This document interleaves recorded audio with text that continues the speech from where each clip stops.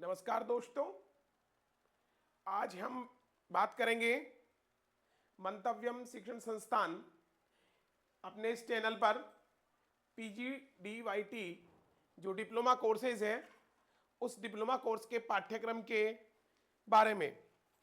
दोस्तों, PGDYT जो diploma course है ये बहुत सारी यूनिवर्सिटियाँ करवा रही हैं। हमारे यहाँ जगत गुरु रामानंदाचार्य संस्कृत विश्वविद्यालय भी PGDYT डिप्लोमा कोर्स करवा रहा है। PGDYT डिप्लोमा जो कोर्स के जो छात्र हैं उनको सबसे पहले आज हमारी इस क्लास में ये बताना चाह रहा हूं मैं, PGDYT डिप्लोमा हमें क्यों करना चाहिए, इसके क्या उद्देश्य हैं। PGDYT जो डिप्लोमा कोर्स योगा वाला है ये राजकीय सेवाओं के लिए तो उपयोगी होने वाला ही है, साथ ही हम इसके माध्यम से हम समाज का भला भी कर सकते हैं, बहुत कुछ हम कर सकते हैं। तो जो भी इस PGDYT डिप्लोमा कोर्स को कर रहा है कोई सी भी यूनिवर्सिटी से, तो वह इस कोर्स को बहुत अच्छे से देख सकता है। यहाँ हम पाठ्यक्रम का विश्लेषण करेंगे आज, उसके बाद में कंटिन्यू मंतव्यम ऐप पर आपको ये सारी चीज़ें उपलब्ध हो जाएंगी। दोस्तों, PGDYT जो डिप्लोमा कोर्स है उसके प्रवेश किस तरह से होता है इसके बारे में देखिए। प्रवेश और अध्ययन के नियम क्या है। प्रवेश हेतु योग्यता किसी भी विषय में स्नातक पास छात्र प्रवेश योग्य होगा। यानी जो भी छात्र स्नातक स्तर पर परीक्षा उत्तीर्ण कर ली है, चाहे वो आर्ट्स का स्टूडेंट हो, साइंस का हो या कॉमर्स का हो, वो ये डिप्लोमा कोर्स कर सकता है। इस पाठ्यक्रम की जो अवधि है वो 1 वर्ष है। इसके साथ ही इस पाठ्यक्रम में सैद्धांतिक और प्रायोगिक प्रश्न पत्र में अलग अलग उत्तीर्ण होना अनिवार्य होता है।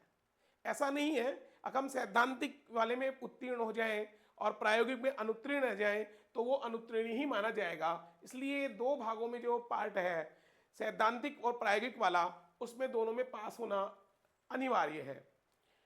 नेक्स्ट इसकी जो बात है, सैद्धांतिक और प्रायोगिक जो प्रश्न पत्र होंगे उनमें 75% की उपस्थिति अनिवार्य होती है। इसके अभाव में छात्र परीक्षा में प्रविष्ट नहीं होंगे। इसलिए आप जहां से भी ये कोर्स करें वहां आपकी उपस्थिति सुनिश्चित करें।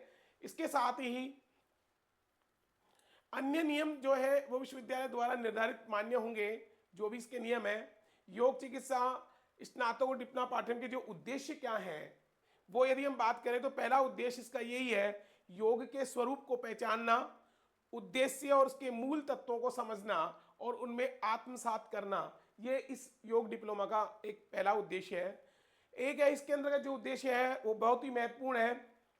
जो ऋषि मुनियों की परंपराएं चली आ रही हैं, ऋषि मुनि जो प्रणीत सार्वभौमिक और सार्वकालिक योग तत्व है, उस योग तत्व को समझना, दैनिक जीवन में उसकी क्या उपयोगिता है उसका अध्ययन करना भी इस योग डिप्लोमा का उद्देश्य है। तीसरा जो उद्देश्य है, योग के सैद्धांतिक और प्रायोगिक पक्षों को समझना है। यानी योग जो कर रहे हैं उसके क्या सैद्धांतिक पक्ष हैं और प्रायोगिक पक्ष क्या हैं। योग के माध्यम से मन व शरीर के समन्वय को समझकर उसे आत्मरूपी तत्व के साथ जोड़ना व सत्य की अनुभूति करना, ये योग चिकित्सा का ये भी उद्देश्य है। नेक्स्ट जो उद्देश्य है वो है मनोकायिक। मनोकायिक क्या होता है? मन और काया, यानी हमारे शरीर और हमारी मानसिक जो दोनों स्थितियां हैं उनकी व्याधियों पर योग के माध्यम से नियंत्रण पाना। यानी हम मन पर कैसे कंट्रोल कर सकते हैं, हम शरीर पर किस प्रकार से कंट्रोल कर सकते हैं, उन सारी व्याधियों को नियंत्रण पाना भी इस योग डिप्लोमा का उद्देश्य है। नेक्स्ट जो है, इसमें स्वयं अभ्यास करना एवं व्यवहारिक कौशल प्राप्त करना। यानी योग का स्वयं अभ्यास भी करेंगे और अभ्यास के साथ में उसके व्यवहारिक कौशल को प्राप्त करना भी इसका उद्देश्य है। नेक्स्ट है, योग के अंगों के परिष्कार, संतुलन और संवर्धन हेतु योग के उपयोग का कौशल अर्जित करना। यानी योग के जो अंग हैं, जो योग के कौन कौन से अंग हैं हम बात करेंगे जब हम क्लासें लेंगे, तब उसको परिष्कृत कैसे कर सकते हैं, संतुलन कैसे बना सकते हैं, संवर्धन हेतु योग के उपयोग का कौशल कैसे अर्जित करते हैं, वो संपूर्ण इस योग चिकित्सा योग डिप्लोमा का उद्देश्य है। चिकित्सा सिद्धांत के स्थान पर स्वास्थ्य सिद्धांत को समझना, यानी व्यक्ति का स्वास्थ्य किस प्रकार से ठीक रह सकता है। देखिए, वात पित्त और ये जो जनित रोग होते हैं वो संपूर्ण रोगों के साथ ही क्या कर सकते हैं, हमें ये योग के दूर किया जा सकता है। तो उनको सिद्धांतों को समझना भी इसका उद्देश्य है।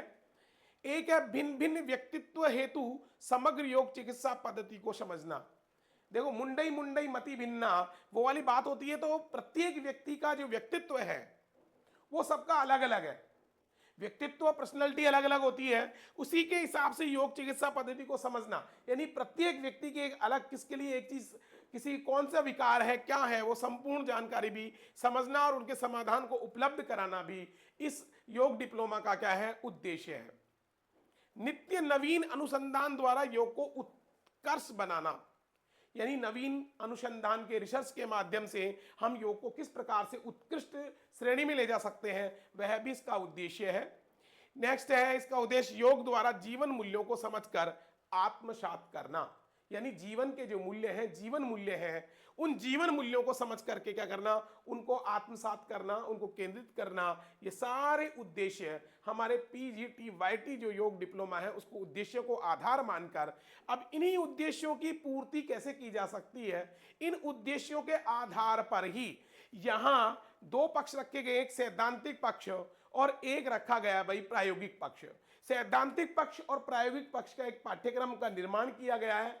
वो पाठ्यक्रम कौन कौन से, पाठ्यक्रम के अंतर्गत कौन कौन से हमारे पेपर्स होंगे, उसकी हम चर्चाएं करते हैं। तो आपको ये समझ में आ गया होगा कि ये जो 11 उद्देश्य हैं, इन्हीं उद्देश्यों को पूर्ति करने के लिए पाठ्यक्रम जो निर्धारित किया गया है, और वो पाठ्यक्रम के दो पक्ष हैं, एक सैद्धांतिक पक्ष है और एक प्रायोगिक पक्ष है।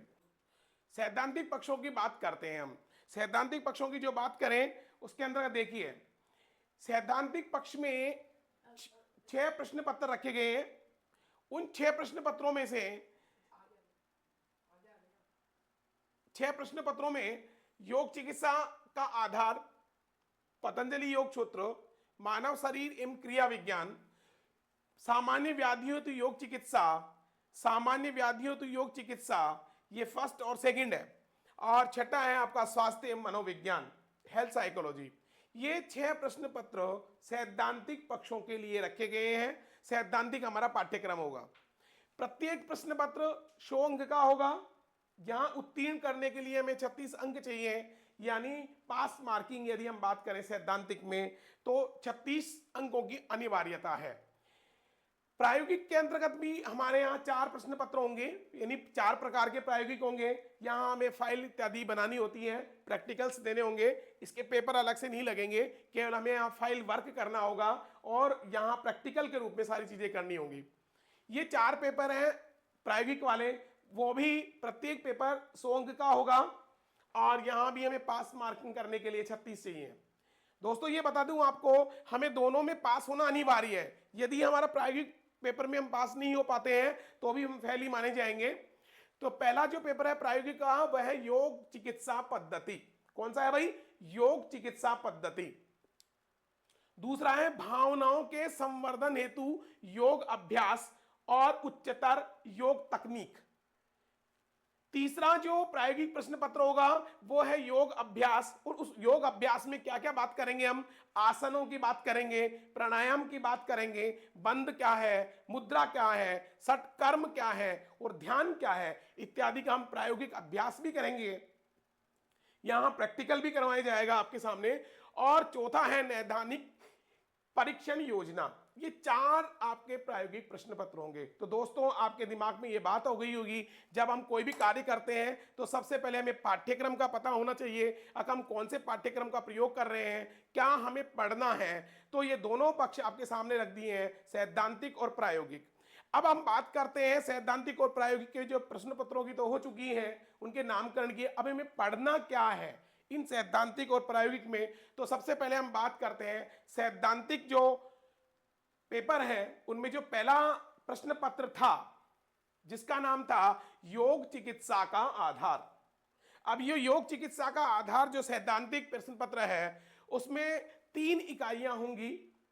उन 3 इकाइयों में हमें इस प्रश्न पत्र में क्या क्या चीजें पढ़ना है। वो पहली इकाई के अंतर्गत आएगा योग का अर्थ क्या है, परिभाषा क्या है योग की।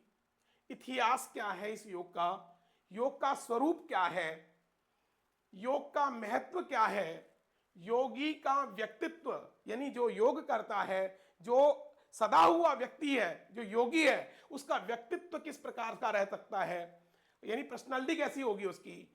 आधुनिक युग में योग की उपयोगिता क्या है, ये हम पहली इकाई में पढ़ेंगे। इसके साथ ही प्रथम इकाई में हम देखेंगे आनंद का विश्लेषण, आनंद के स्तर, प्राण ऊर्जा, पिरामिड, ईशोपनिषद, तैत्तिरीय उपनिषद के अनुसार स्वास्थ्य की क्या अवधारणा है। यानी जो दो उपनिषद हैं, एक तो ईशोपनिषद है, तैत्तिरीय उपनिषद है, उसके अनुसार स्वास्थ्य की क्या अवधारणा दी गई है, पंचकोश क्या है और स्वास्थ्य और व्यवहार का परिचय किस प्रकार से दे सकते हैं। देखिए, ये आप इसको जब देख रहे हैं तो जीवन में आने वाली चीजें हैं, काम आने वाली चीजें हैं। यदि आप इसका उपयोग करेंगे तो हम स्वस्थ ऐसे रहेंगे, और स्वस्थ शरीर में स्वस्थ मस्तिष्क का निवास होता है। तो स्वस्थ मस्तिष्क रखने के लिए ये चीजें हमें जरूरी भी है, ऐसे भी जीवन में काम में आने वाली हैं। तो पहली इकाई हमारे लिए बहुत महत्वपूर्ण इंपॉर्टेंट होने वाली है। दूसरी जो इकाई रहेगी हमें योग चिकित्सा के आधार के प्रश्न पत्र में, उसमें दिया है विभिन्न शास्त्रों में योग का स्वरूप। अब वो विभिन्न शास्त्रों में कौन कौन से शास्त्रों की बात कर रहे हैं, यानी वेद में योग का क्या स्वरूप है, उपनिषद में योग का क्या स्वरूप है, गीता में योग का क्या स्वरूप है, योग वशिष्ठ में योग का क्या स्वरूप है, जैन मत के अनुसार योग का क्या स्वरूप है, बौद्ध मत में योग का क्या स्वरूप है, सांख्य दर्शन में जो कपिल मुनि का है उसमें योग इसका क्या महत्व है, क्या स्वरूप है, योग पद्धतियां कौन कौन सी हैं, राजयोग क्या है, ज्ञान योग क्या है, भक्ति योग क्या होता है, कर्म योग क्या है, अष्टांग योग क्या है, हठ योग क्या है और मंत्र योग क्या है। ये हम योग चिकित्सा पद्धति का जो आधार है उसकी दूसरी इकाई के अंतर्गत अध्ययन करेंगे। नेक्स्ट, यदि तीसरी इकाई की बात करें, यह इकाई भी हमारे जीवन को इहलोक और परलोक की बात करती है। भगवत गीता, जहां हमें जो समस्याएं, संपूर्ण समस्याओं का यदि समाधान है तो भगवत गीता के अंतर्गत समाहित है। उस भगवत गीता का भी हम यहाँ योग चिकित्सा पद्धति के आधार पर अध्ययन करेंगे। भगवत गीता में हमें अध्ययन करना है भगवत गीता का सामान्य परिचय, महत्व और उस गीता की क्या भव्यता है। इसके साथ ही अर्जुन की अवसाद अवस्था कैसी है, आत्मावस्था क्या होती है, स्थित प्रज्ञ क्या है और उसकी विशेषताएं क्या होती हैं स्थित प्रज्ञ की। इसके साथ ही समस्त दुखों के स्रोत क्या है, हमें दुख किस प्रकार से मिलता है, दुख का कारण क्या है, कर्म की अवधारणाएं क्या है, निष्काम कर्म क्या होता है, कर्म में बाधाएं और बाधाओं का निराकरण कैसे कर सकते हैं, ज्ञान योग क्या है, ये हम इकाई नंबर तीसरी में करेंगे। कर्म की प्रकृति, अकर्म यज्ञ, कर्म का क्षय करना, ज्ञान की पराकाष्ठा, प्रज्ञा द्वारा अज्ञान का नाश करना, सन्यासी कर्म क्या है, मनुष्य की संभावना, योग से जुड़ना, प्रगति द्वारा पूर्णता की अवस्था, ध्यान योग, मन पर नियंत्रण कैसे रख सकते हैं, हेतु अन्य योग भी जो है वो संपूर्ण इस इकाई के अंतर्गत हम अध्ययन करेंगे। नेक्स्ट जो इसके अंतर्गत आए हम अध्ययन करना है भगवत गीता के आधार पे, सच्चा भक्त और दृष्टा कौन होता है, सच्चे भक्त की अवस्थाएं क्या हैं, कर्म फल का त्याग किस प्रकार से किया जाता है, सभी जो दृष्टा के लिए जीवन मार्ग क्या है, वास्तविक भक्त की मुख्य विशेषताएं क्या होती हैं, जो एक भक्त होता है उसकी क्या विशेषताएं हैं, सत्व गुण, तम गुण, रजोगुणों की क्या अवस्थाएं हैं, इन तीनों गुणों के लक्षण क्या हैं, गुणों पर आधारित कर्मफल किस प्रकार से मिलता है, गुणातीत अवस्था क्या है, विश्वास की तीन अवस्थाएं कौन कौन सी हैं, भोजन के तीन प्रकार कौन से हैं, त्याग के प्रकार, दान के तीन प्रकार कौन से हैं, इत्यादि के बारे में हम इकाई नंबर 3 में अध्ययन करेंगे। ये हमारा यदि हम बात करें यानी योग चिकित्सा के आधार पर यह प्रश्न पत्र हमारा रहेगा। देखिए दोस्तों, आप जब इसको देख रहे हैं घबराने की जरूरत नहीं है। आप सोचे कि इतना बड़ा हमें योग डिप्लोमा में करना है, सिलेबस के एक एक चीज के एक एक तत्वों में हम बात करेंगे, मुख्य प्रश्नों के बारे में भी चर्चाएं करेंगे, आपको पीडीएफ भी मिलेगी, इसकी पीडीएफ के साथ में क्लासें भी मिलेंगी, प्रैक्टिकल भी संपूर्ण होगा। आप इसी मंतव्यम चैनल पर आप सारी चीजें आपको प्रोवाइड होने वाली हैं। इसी के साथ में हम जब बात करते हैं, दूसरा जो प्रश्न पत्र होगा हमारा, वो दूसरा प्रश्न पत्र है पतंजलि योग सूत्र। और पतंजलि योग सूत्र, पतंजलि जो एक व्याकरण के अच्छे, आपको पता है इन्होंने बहुत पतंजलि योग सूत्र के अंतर्गत महाभाष्य की रचना भी की है इन्होंने, और योग सूत्र भी बनाए हैं पतंजलि ने। वो पतंजलि की योग सूत्र की जो एक छोटी सी पुस्तक आती है उसके सूत्र हैं, उन सूत्रों को 3 इकाइयों में हम पढ़ेंगे। और ये जो सूत्र हैं वो 4 पादों में विभक्त हैं। कितने पादों में विभक्त हैं भाई? 4 पादों में। और 4 पादों में इनके नाम है समाधि पाद, साधना पाद, विभूति पाद और कैवल्य पाद। ये जो 4 हैं, ये भी देखिए पूर्णांक यहाँ 100 अंक का है। इसका कितने का है भाई? 100 अंक के बात करेंगे पूर्णांक की यदि हम बात करेंगे तो यहां 100 अंक है। कितने? 100 अंक।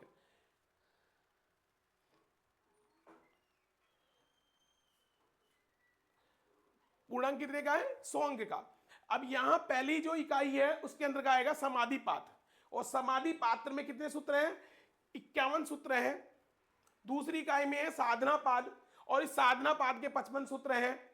विभूति पाद तीसरी इकाई के अंदर का, जिसमें 56 सूत्र हैं। और तीसरी इकाई में हम अध्ययन करेंगे कैवल्य पाद के 34 सूत्रों का।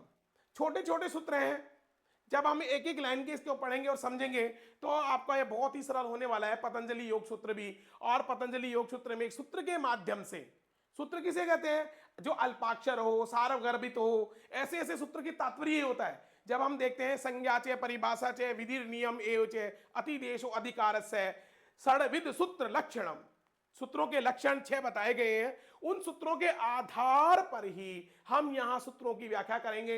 जब पतंजलि योग सूत्र में आपको पढ़ाऊंगा तो आप देखिए यहां पर हम एक एक पाठ के सूत्रों को समझेंगे और जीवन में उनको उतारने की कोशिश करेंगे, जिससे हमें पाठ्यक्रम की पूर्ति तो हो गई, साथ में हमारा जीवन में भी, जीवन में ये जो काम आने वाली चीजें हैं वो भी हम सीख पाएंगे।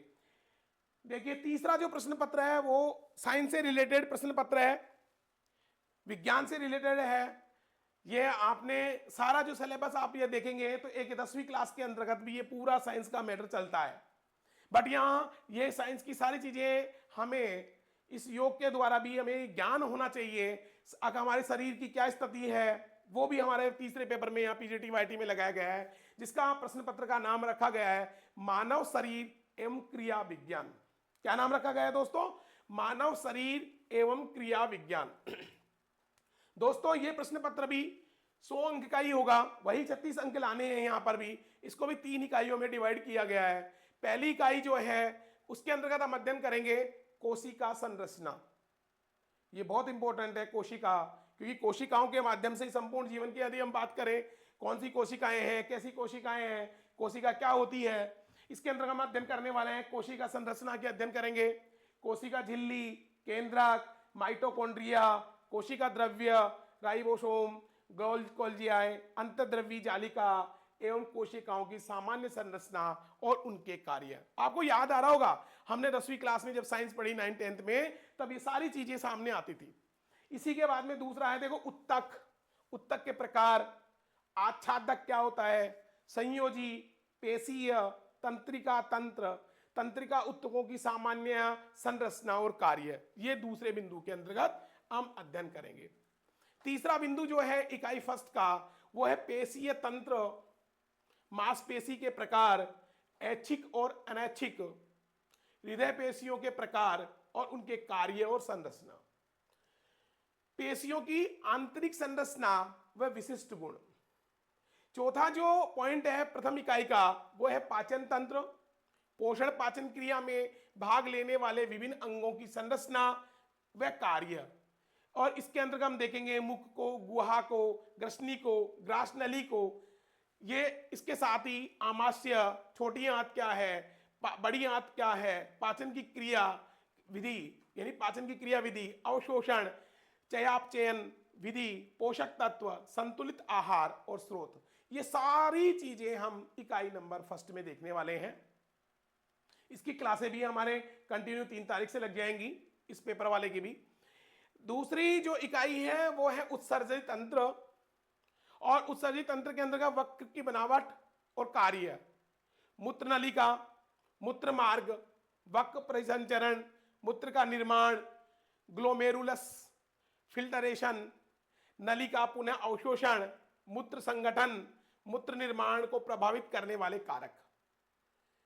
दूसरी पॉइंट जो है दूसरी इकाई का तंत्रिका तंत्र के अंतर्गत जो पढ़ेंगे, तंत्रिका तंत्र के भाग, न्यूरॉन की बनावट व प्रकार, तंत्रिका तंतुओं के कार्य, केंद्रीय मस्तिष्क व मेरुदंड की बनावट, विभिन्न भागों के कार्य, परिधीय और स्वतंत्र तंत्रिका की बनावट का कार्य, प्रतिरोधी तंत्रिका तंत्र, प्रतिरोधी तंत्रिका तंत्र की स्थिति, बनावट और कार्य, आंख नेत्र गोलक की संरचना, श्वेत पटल, रक्त पटल, दृष्टि पटल, आंख की क्रियाविधि, दूर और निकट दृष्टि दोष, ग्लोकोमा, मोतिबिंद, अन्य दृष्टि दोष, श्रवणेन्द्रिय कान की प्रक्रिया विधि, सुनना, संतुलन, कान के दोष, स्वादेंद्रियों की बनावट व कार्य वो दोष, ये इत्यादि हम इसके अंतर्गत अध्ययन करेंगे। दूसरी इकाई का तीसरा पॉइंट है वो अंतःस्रावी तंत्र के अंतर्गत है। उसमें हम देखेंगे हार्मोन की विशेषताएं क्या हैं, शरीर की प्रमुख ग्रंथियां जैसे पीयूष ग्रंथि है, थायराइड ग्रंथि है, एड्रिनल है, अग्नाशय है, संबंधित अन्य जो हार्मोन्स ग्रंथियों की बनावट और कार्य हैं एवं अल्प और अतिस्राव का प्रभाव है, इसका अध्ययन करेंगे। इसी के साथ प्रजनन तंत्र में हम देखेंगे पुरुष प्रजनन तंत्र के अंग क्या है, वृषण क्या है, शुक्र वाहिनी क्या होती है, अंडाशय की क्या स्थिति रहती है, ऋतुस्राव है, निषेचन है, प्रसव है, भ्रूण का विकास है और रजो निवृत्ति है, इत्यादि हम दूसरी इकाई के अंतर्गत अध्ययन करेंगे। जो तीसरी इकाई रहेगी हमारी इसके अंतर्गत उसमें रक्त से संबंधित बातें हैं, हृदय से संबंधित है और श्वसन तंत्र से संबंधित है। रक्त में रक्त परिवहन तंत्र की बात करेंगे अपन इसमें, यानी रक्त की संरचना और बनावट किस प्रकार है, लाल और श्वेत और प्लाज्मा रक्ताणु की बनावट कैसी है, उनके कार्य क्या है, रक्त का थक्का जो बनता है, रक्त का वर्ग है और रिसस फैक्टर क्या है, ये सारी चीजें हम तीसरी इकाई में देखेंगे। इसी के साथ हम तीसरी इकाई में देखेंगे हृदय की संरचना के बारे में, यानी हृदय की बनावट, जो हृदय की बाह्य और आंतरिक बनावट कैसी है, हृदय कक्ष में क्या है, कपाट क्या है, इसकी क्रियाविधि क्या है, हृदय चक्र क्या है, रक्त वाहिनियों और धमनियों में सिराओं में क्या अंतर है, परिसंचरण क्या है, रक्तचाप, नाड़ी, नब्ज और हृदय ध्वनि इत्यादि के बारे में हम तीसरी इकाई के अंदर अध्ययन करेंगे। ठीक है दोस्तों, इसी के साथ में तीसरी इकाई का तीसरा पॉइंट श्वसन तंत्र से संबंधित होगा और श्वसन तंत्र में विभिन्न अंगों की संरचना और कार्य, नाक, नासामार्ग, ग्रसनी, श्वास नली, ब्रोकाई, फेफड़ों के कार्य, श्वसन की क्रियाविधि, श्वसन नंदा और उनके नियमन और कृत्रिम श्वसन की विधि के बारे में हम अध्ययन करेंगे। तो ये दोस्तों ये हमारे बात जो हम कर रहे हैं तीसरे पेपर की, वो तीसरा पेपर आपका इन चीजों का अध्ययन करेंगे। अब हम बात करते हैं चौथा पेपर जो है सैद्धांतिक पक्ष के लिए, वो उस पेपर का नाम है सामान्य व्याधियों हेतु योग चिकित्सा फर्स्ट, यानी सामान्य व्याधि योग चिकित्सा फर्स्ट। दो ये फर्स्ट और सेकंड के नाम से चौथा और पांचवा पेपर है दोस्तों। इस पेपर में हम पहली इकाई में देखने वाले हैं जो आजकल बहुत बड़ी समस्या बनी हुई है, लगभग हर व्यक्ति इसमें गुजरता है, तो उनके लिए हम तनाव वाली बात जो इसके अंतर्गत है, सामान्यवादियों में तनाव, इस तनाव को कैसे दूर करें, ये समस्या बनी हुई है आज। तो तनाव के सिद्धांत क्या है, तनाव की अवधारणा, तनाव की क्रियाविधि, आदि व्याधि की अवधारणा व वर्गीकरण।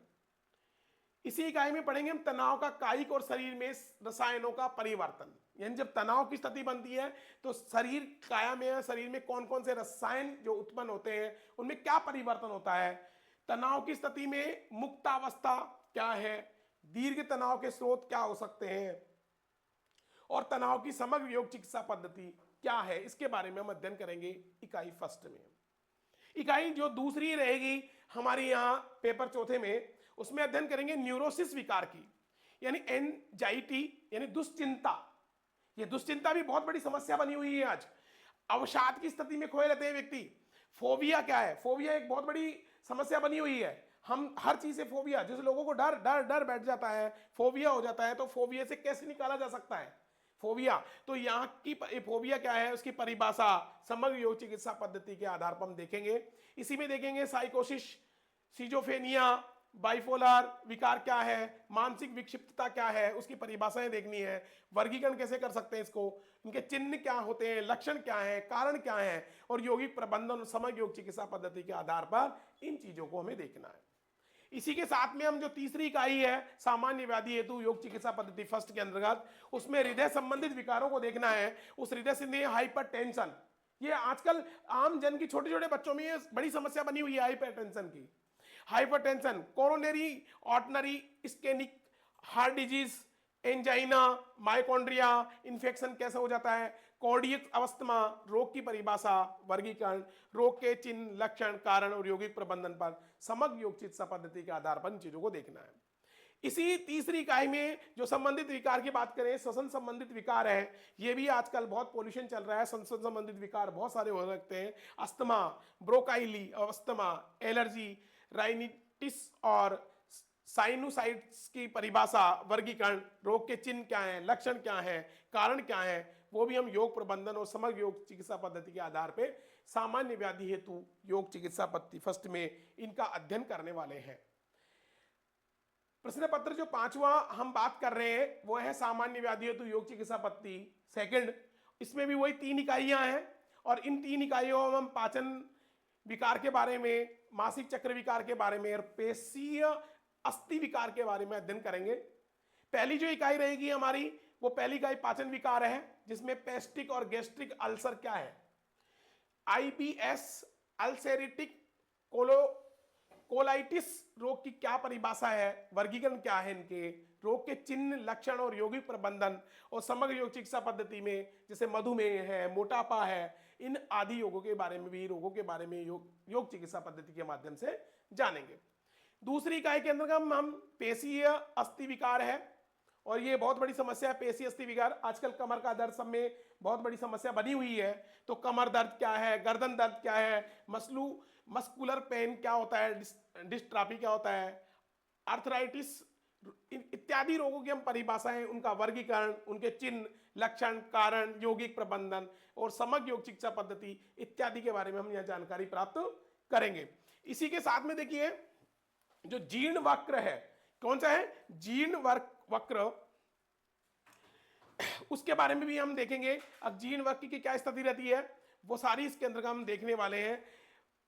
पथरी आज एक समस्या बनी हुई है, जल में समस्याएं बनती हैं, पथरी, मूत्र एलर्जी, प्रोस्टेट रोग क्या है, रोगों की परिभाषा, वर्गीकरण, चिन्ह, कारक, लक्षण और यौगिक प्रबंधन के समय योग चिकित्सा पद्धति के आधार पर हम इन चीजों को देखेंगे। तीसरी इकाई के अंदर यदि हम बात करें तो तीसरी इकाई के अंदर मासिक चक्र विकार की बात की गई है। किसकी की गई है, मासिक चक्र विकार। और मासिक चक्र विकार के अंदर हम देखेंगे मंद और तीव्र मासिक चक्र विकार, इसमें गर्भावस्था, प्रसव, नर और मादा बंध्यता की क्या, यानी बांध अवस्था जो होती है, बंध्यता यानी बच्चे इत्यादि नहीं होना, उसके अंतर्गत ये नर और मादा में क्या है स्थिति इसकी परिभाषा, उसका वर्गीकरण, चिन्ह, लक्षण, कारण, यौगिक प्रबंधन, समग्र योग चिकित्सा पद्धति के आधार पर इन कार्यों को हम तीसरी इकाई में देखेंगे। देखिए दोस्तों आगे चलते हैं। यदि हम आगे देखें तो देखिए इसमें चलते हैं। तंत्रिकीय विकार क्या है, सिर दर्द, अर्धकपारी, तनाव जनित सिर दर्द, मिर्गी आना, दृष्टि विकार, कैंसर यानी कर्क रोग की जो परिभाषाएं हैं उसके बारे में हम वर्गीकरण के चिन्ह इत्यादि देखेंगे। उनका प्रबंधन भी योग चिकित्सा पद्धति के आधार पर हम करना है। दोस्तों ये 5 पेपर हो चुके हैं। अब हम आगे बात करते हैं नेक्स्ट छठे पेपर की, और छठे पेपर का नाम है स्वास्थ्य एवं मनोविज्ञान, यानी हेल्थ साइकोलॉजी, यानी माइंडली हेल्थ, जो मेंटल हेल्थ की बात करते हैं हम, स्वास्थ्य हेल्थ की बात करते हैं, वो सारी चीजें हम छठे प्रश्न पत्र में देखेंगे। इसमें स्वास्थ्य की परिभाषा क्या है, स्वास्थ्य की अवधारणाएं क्या है, स्वास्थ्य के कारण, प्राकृतिक चिकित्सा आयुर्वेद के अनुसार स्वास्थ्य की क्या परिभाषा रहेगी, अस्वस्थ कैसे होता है, और WHO के अनुसार स्वास्थ्य की अवधारणा क्या है, ये हम पहली इकाई में पढ़ेंगे। दूसरी इकाई के अंतर्गत हमारे जो उपनिषद हैं और उन उपनिषदों में हम तैत्तिरीय उपनिषद के अनुसार स्वास्थ्य की क्या अवधारणा दी गई है, पंचकोश क्या है, स्वास्थ्य व्यवहार और परिचय किस प्रकार से हम दे सकते हैं, स्वास्थ्य संबंधित आदतों में परिवर्तन कैसे किया जा सकता है, समाज पर स्वास्थ्य का प्रभाव क्या पड़ता है, स्वास्थ्य संबंधित विशिष्ट व्यवहार किस प्रकार से किया जा सकता है, शारीरिक व्यायाम और भोजन संबंधित जो आदतें हैं उनको हम कैसे सुधार सकते हैं, खान पान संबंधित विकारों को कैसे दूर कर सकते हैं, और ये निद्रा की जो समस्याएं बनती हैं अति निद्रा की, उस निद्रा अति निद्रा उनको हम कैसे जान सकते हैं, वो हम दूसरी इकाई में अध्ययन करेंगे। तीसरी इकाई जो एक बहुत बड़ी समस्या बनी हुई है आज के समाज में, तनाव या डिप्रेशन की जो स्थिति बनी रहती है, तो तनाव के सिद्धांत क्या है, तनाव का कायिक और शरीर में रसायनों का क्या परिवर्तन होता है, तनाव की स्थिति से मुक्तावस्था दीर्घ तनाव के स्रोत क्या है, तनाव की अवस्था में तनाव से मुक्त कैसे हो सकते हैं, उनके लिए कौन सी योग की भूमिका है, उनमें सजगता कैसे करें, शीतलीकरण को दूर कैसे करें, प्रशिक्षण क्रीड़ा के माध्यम से हम ये संपूर्ण 6 जो सैद्धांतिक पेपर आपके सामने रखे हैं इनका हम अध्ययन करेंगे। मैंने पहले ही बात की थी 6 सैद्धांतिक हैं और 4 पेपर जो हैं यदि हम बात करें तो प्रायोगिक पेपर हैं। तो उस प्रायोगिक पेपर के अंतर्गत यदि हम बात करें, पहला जो प्रश्न पत्र है वो यदि करें योग चिकित्सा पद्धति है जो प्रायोगिक है, जिसको YP के नाम से जानते हैं और उसको YT के नाम से जानते हैं हम सैद्धांतिकों को। इसमें हम पहले पेपर में हम यदि बात करेंगे तो ये सकारात्मक स्वास्थ्य तनाव क्या है, अस्थमा, एलर्जी, साइनोसाइटिस के लिए समग्र योग चिकित्सा पद्धति क्या है, दुश्चिंता क्या है, अवसाद, निजोभेनिया से कैसे बचा सकता है, बाइपोलर विकार क्या है, ये पहले इकाई के अंतर्गत अध्ययन करेंगे। इनका हम प्रैक्टिकल भी करके भी समझाएंगे। दूसरी इकाई में उच्च और निम्न रक्तदाब, एंजाइना, इसके हार्ट डिजीज का पता लगाना, मधुमेह और मोटापा हेतु समग्र योग चिकित्सा पद्धति, कमर दर्द, गर्दन दर्द, spondylosis, arthritis, IBS, peptic ulcer, gastric ulcer इत्यादि का अध्ययन हम दूसरी इकाई के अंतर्गत करेंगे। तीसरी इकाई के अंतर्गत जो अध्ययन करेंगे हम योग चिकित्सा पद्धति में प्रायोगिक पेपर है वो मासिक चक्र, गर्भावस्था और सामान्य प्रसव, जीर्ण वक्र विकार, मूल विकार, पथरी और प्रोस्टेट, अर्धकपारी, मिर्गी, दृष्टि विकार और कैंसर इत्यादि के बारे में हम योग चिकित्सा पद्धति के माध्यम से हम कैसे कर सकते हैं। ये आपके प्रायोगिक पेपर है भाई। यहाँ आपका जब प्रैक्टिकल लिया जाएगा तो इनके बारे में पूछ सकते हैं, इसके लिए एक फाइल हमें बनानी होती है। दूसरा जो प्रश्न पत्र रहेगा आपका प्रायोगिक वाला YP2, भावनाओं के संवर्धन हेतु योग अभ्यास और उच्चतर अग्रिम योग का तकनीकी। कौन सा पेपर है ये हमारा? भावनाओं के संवर्धन हेतु योग अभ्यास और उच्चतर योग तकनीकी के बारे में हम अध्ययन करेंगे। दोस्तों इसके अंतर्गत हमारी 3 इकाइयां हैं वही। इसके अंतर्गत हम प्रार्थना क्यों करनी चाहिए, प्रार्थना का क्या स्वरूप होना चाहिए, कौन सी प्रार्थना करें, शांति पाठ क्या है, कौन सा शांति पाठ किया जाए, राजयोग क्या होता है, ज्ञान योग के श्लोकों का सस्वर उच्चारण करना। अभी लोगों ने कहा कि जब हम श्लोक उच्चारण करते हैं तो हमारा तंत्रिका तंत्र, मुखारविंद से जो श्लोक निकलते हैं तो हमारा मेंटल हेल्थ अच्छी होती है, मानसिक स्वास्थ्य अच्छा होता है। तो सस्वर उच्चारण करना, कर्म योग क्या है, भक्ति योग के श्लोकों का सस्वर उच्चारण करना, ये सारी चीजें हम पहली इकाई में पढ़ेंगे। दूसरी में भजन और देशभक्ति के गीतों के बारे में हम संग्रह करेंगे, संस्कृत के गीत का स्वर गायन करेंगे और क्रीड़ा योग करेंगे। देखिए दोस्तों, जब हम शांति पाठ करते हैं, जब ये हम श्लोकों का उच्चारण करते हैं तो हमें कर्ण प्रिय तो लगते ही हैं, शास्त्र में हमें शांति की अनुभूति होती है। जब हम वेद मंत्रों को सुनते हैं तो बहुत शांति की अनुभूति होती है। तो इस प्रकार से हम शांति पाठ के अंतर्गत भी हम इसका वो करेंगे। क्रीड़ा योग क्या, कैसे क्रीड़ा खेल सकते हैं योग के माध्यम से। तीसरी का ये है आवर्तन ध्यान तकनीकी, जिसको हम CM कह के नाम से जानते हैं। प्राणिक एनर्जाइजेशन तकनीकी है PET। और तीसरा है माइंड साउंड रेशन तकनीकी MSRT। इसके आगे चलते हैं हम, 2 पेपर हो चुके हैं। तीसरा पेपर जो हम बात करें वो है योग अभ्यास, और इसका हम अभ्यास करके भी यहां बताएंगे। योग के लिए आसन कौन कौन से हैं, प्राणायाम कैसे करें, बंद मुद्रा क्या है, षटकर्म क्या है, ध्यान क्या है। इस पहली इकाई में हम षटकर्म के बारे में, जैसे कपालभाति, बाबा रामदेव को आपने देखा होगा कपालभाति करते हुए, सुबह सुबह 4 बजे चैनल लगा के देखेंगे तो सारी चीजें आपको दिख जाएंगी, वो करते हुए दिख जाएंगे। षटकर्म यानी कपालभाति है, त्राटक क्या है, नेति क्या है, धोती दंड वस्त्र क्या है, नोली, शंख प्रक्षालन, ये षटकर्म में देखेंगे। कौन कौन से हो गए? कपालभाति, त्राटक, नेति, नोली, शंख और प्रक्षालन। ये धोती के अंदर दंड और वस्त्र दोनों है भाई, है ना। दूसरा है बंद के अंदर, देखिए उड़ीयमान बंद क्या है, जालधर क्या है, बंद क्या है, और मूल बंद क्या है। ये बंद के बारे में हम अध्ययन करेंगे और उसको प्रैक्टिकल भी करके दिखाएंगे। मुद्रा में हम चिन्ह मुद्रा क्या है, चिन्मय मुद्रा क्या है, आदि मुद्रा क्या है, ब्रह्म मुद्रा क्या है, विपरीत करणी क्या है, अश्विनी मुद्रा क्या है, ये मुद्रा के अंतर्गत हम देखेंगे। सूक्ष्म व्यायाम भी करेंगे हम, शक्ति विकासक व्यायाम कौन से हैं उनके बारे में हम चर्चाएं करेंगे और उनके बारे में जानकारी प्राप्त करेंगे। दूसरी इकाई में अर्धकटी चक्रासन, कौन कौन से आसन देखने बने, अर्धकटी चक्रासन, देखो नाम से पता चल रहा है अर्धकटी चक्रासन, अर्ध यानी आधा, कटी यानी कमर, यानी कमर के इत्यादि संबंधित आसन होगा। अर्ध शीर्षासन यानी सिर से संबंधित आसन होगा। अर्ध चक्रासन, शीर्षासन, पाद हस्तासन, सिद्धासन व सिद्ध योनि आसन। जैसे त्रिकोणासन, शुकासन, परिवृत त्रिकोणासन, पद्मासन, श्वास कोणासन, ये सारे आसनों का हम इसके अंतर्गत अध्ययन करेंगे।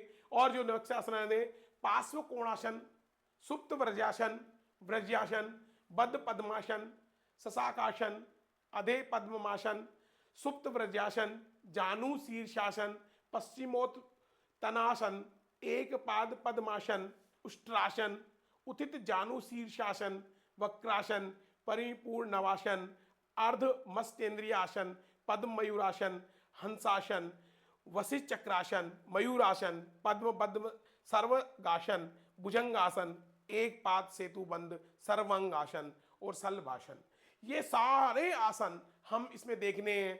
इसी के अंतर्गत चक्रासन है, धरुणासन है, कर्ण पीड़ासन है, सर्वांगासन है, शीर्षासन है, मत्स्यासन है, गर्भपिंडासन है, हलासन है और नटराजासन चक्रासन है। ये सारे आसन भी हम इसके देखने हैं। इसके साथ ही हम प्राणायाम की बात करेंगे, जो अनुलोम विलोम की बात की जाती है। अनुलोम विलोम प्राणायाम यानी नाड़ी शुद्धि के लिए होता है ये, यानी नाक के हम छिद्र को बंद करके ऐसे लेना, ये सारी चीजें हम आपको इस चैनल पे सिखाएंगे। तो जीवन में काम में आने वाली सारी चीजें होने वाली हैं बंधुओं। इसलिए ये सूर्य चंद्रासन क्या है, सूर्य चंद्र अनुलोम विलोम प्राणायाम की बात करेंगे अपन इसके अंतर्गत। शीतलीय प्राणायाम यानी शीतलीय और शीतलकारी और संतता के बारे में बात करेंगे। लय प्राणायाम की बात करेंगे, भ्रामरी क्या है, इसके ध्यान, ओंकार और अन्य सृजनात्मक ध्यान इत्यादि की बात भी हम इस प्रैक्टिकल, इस प्रायोगिक पेपर में करने वाले हैं। आगे जब हम देखते हैं इकाई थर्ड आ जाती है इसी की, वो है त्वरित विश्रांति प्रक्रिया। तुरंत हमें शांति कैसे मिले, शीघ्र विश्रांति प्रक्रिया, शीघ्रता से कैसे हमें शांति, क्यों आरटी कैसे आई, आरटी कैसे हो, और गहरी विश्रांति प्रक्रिया डीआरटी, ये तीनों के बारे में हम इसके अंदर प्रायोगिक रूप से हम करेंगे। नेक्स्ट देखिए, यदि हम चौथा पेपर जो अंतिम पेपर है उसका नाम है नैदानिक परीक्षण योजना यानी वाईपी प्रैक्टिकल फोर्थ। इसमें हमें क्या देखना है, योग और स्वास्थ्य को देखना है। इकाई फर्स्ट में तो समन्वित योग चिकित्सा पद्धति बारे में बात करनी है, योग परिचय, परिभाषा, वर्गीकरण, कारण, लक्षण के बारे में बात करनी है, योग प्रबंधन है, प्रकरण का अध्ययन इतिहास क्या है, समन्वित योग चिकित्सा प्रणाली की विशेषता तकनीक क्या है, आंकड़ों का प्रस्तुतिकरण करना, प्रतिदिन की विवरणिका करना, नैदानिक परीक्षण में उपस्थित करना, आंकड़ों का विश्लेषण, निष्करण और सुझाव इत्यादि हम इस पेपर नैदानिक पेपर में आगे देखते हैं अपन। ये संपूर्ण हो गया। इसके बाद में हम 3 तारीख से कंटिन्यू इन पेपरों के बारे में चर्चाएं करने वाले हैं। आपके सामने 3, 4, 5, 6, 7, 8 ये आगामी एक शेड्यूल जो हम बनाने की कोशिश कर रहे हैं, उसका हम टाइम 3 तारीख का जो टाइम है 2 तारीख को हम डाल के देंगे। कल आपको टाइम आपको मंतव्यम ऐप पे सारे उपलब्ध हो जाएंगे। 1 वीक का हमारे पास में किन किन क्लासें लेने वाले हैं वो संपूर्ण उसके अंतर्गत डिस्कस में आपका लिंक मिल जाएगा पूरा का पूरा इसके अंतर्गत, और हम डाल देंगे। तो ये 3 तारीख से कंटिन्यू आपका होने वाला है दोस्तों। ये यहाँ पे आपको दे रखा है पूरे के मंतव्यम शिक्षण संस्थान। ये आप इसको जब देखेंगे तो आपको पता चल जाएगा। मंतव्यम ऐप पर और हमारे सारे इंस्टाग्राम पे आपको सारी चीज़ें उपलब्ध होंगी जल्द ही। धन्यवाद।